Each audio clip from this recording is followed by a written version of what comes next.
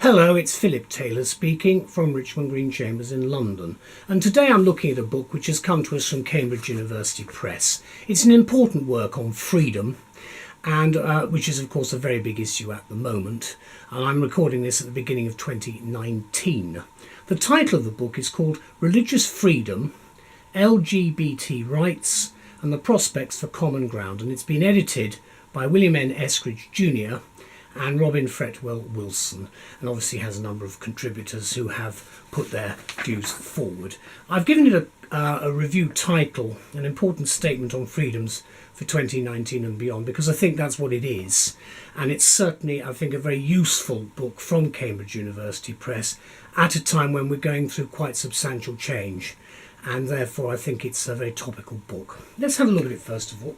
Here it is, front page, the spine, and then the back. You can't really see much on the back, mainly because it's inverted. Now the index, the cases are actually at the back of the book, some of the cases that are mentioned. Then you've got the index, which is by page numbering. It's a subject index, which is quite helpful. There you go, you see the start of that there. And then you've got various quite detailed information at the back.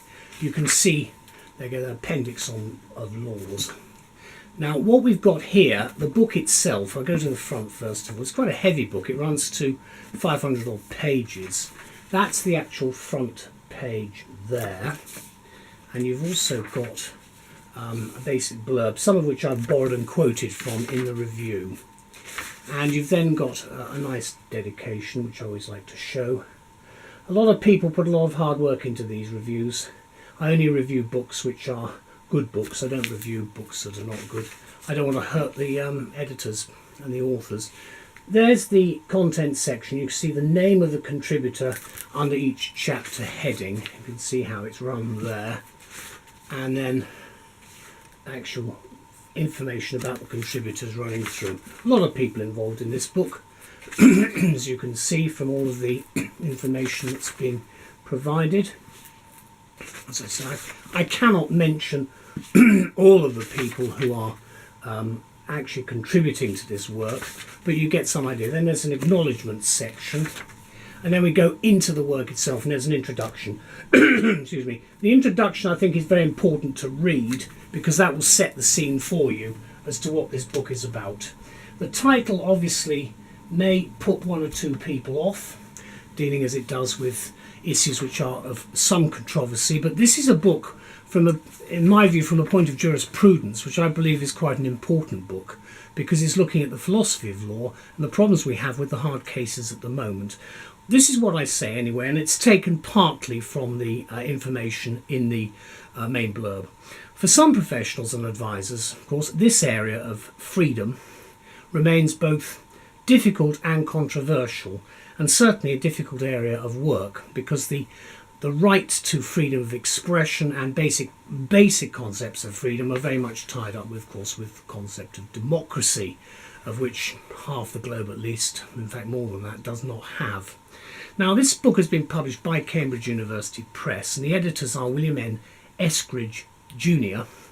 and Robin Fretwell Wilson, and they offer these comments on the freedoms we enjoy as some assistance, I think, when we're identifying the rights of people such as lesbian, gay, bisexual and transgender people. That's the LGBT group, and I'm using those terms, which have been, quote, strongly contested by certain faith communities, and this confrontation has become increasingly pronounced following the adjudication of a number of legal cases, most of which you'll be familiar with. As I say, these are hard law cases which have gone, of course, to the top court.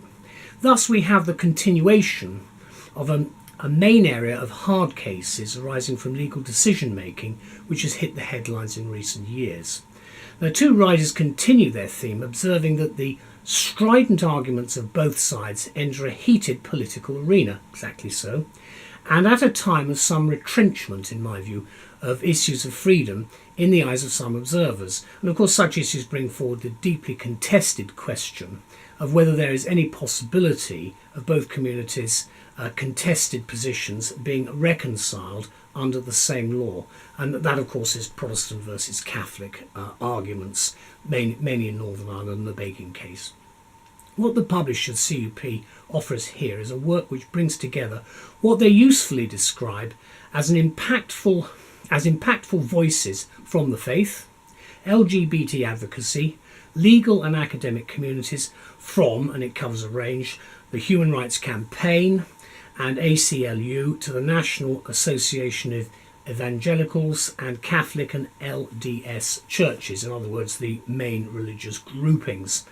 So, in other words, as I say, a very substantial body of opinion with what some may term a modern approach to this area of freedom, as I call it, which for many remains highly controversial, although the tide seemed to be ebbing just a bit. And of course the commentators in the national newspapers stoke the flames of the fire a little bit, the Daily Mail in particular. The editors have found expert contributors who have put forward what they call a 360-degree view of culture war conflicts around faith and sexuality, from Obergfell to Masterpiece Cake Shop, and explore whether communities with such profound differences in belief are able to reach mutually acceptable solutions in order to both live with integrity. And that, of course, that has been the problem in Northern Ireland all the way through, but it's much deeper than that because it gets to the very heart of our rights to express ourselves and our freedoms, and whether there are any limits on those freedoms because of the effect it might have on other minority groups. So we feel that this book is not just for the lawyer and the advisor, but also for the philosopher, and that's the jurisprudent, possibly seeking not an alternative view, but a fresh approach to a common problem where there is or should be some form of common ground. And at least we would like to think so, but the issue of freedom is inevitably mixed in with prejudice.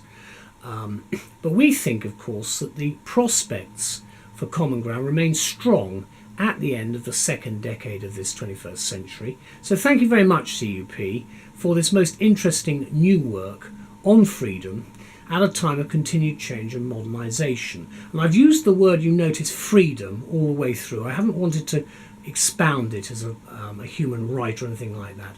I haven't talked about freedom of expression because I'm making it a much more open comment. And the book, of course, was published on the 3rd of January 2019, and it's well worth reading. Certainly if you're an undergraduate, I think you'll find this very helpful as a lawyer doing jurisprudence and as a person involved in any forms of philosophy. Let's just open it in a minute. Heterosexuals only, sign of the times. There we go. That really leads into it. You see the way the book is covered. You've got the body text and you've got footnoting throughout. The footnoting is very helpful, gives a lot of information, and of course you do have in most of the chapters conclusions, which of course help. I thought it was a very useful addition to the debate that we currently have in this area. It's not going away. It's going to be with us for a long time, and so therefore I think this book is an extremely helpful book, coming as it does at the right time. Thank you to all anyway. Bye-bye.